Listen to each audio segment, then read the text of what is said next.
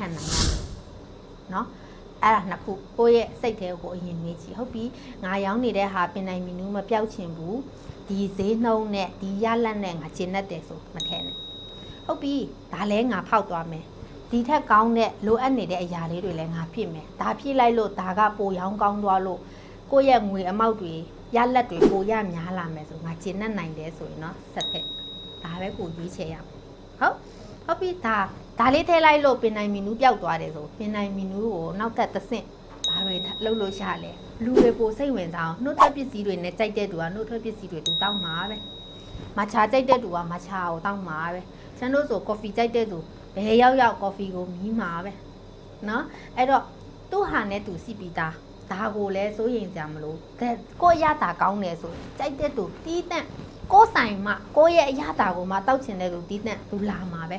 เนาะအဲ့တော့မစိုးရင်နဲ့ထည့်ကြည့်လိုက်ပိုရောင်းကောင်းတဲ့ဟာကိုအတွက်ပိုရလက်ကောင်းတယ်ဆိုရင်ကိုအတွက်ပိုအဆင်မပြေဘူးလားဥမာတစ်နှစ်နဲ့ချမ်းသာမဲ့နေရာမှာ6လနဲ့ချမ်းသာရင်တော့ပိုမကောင်းလား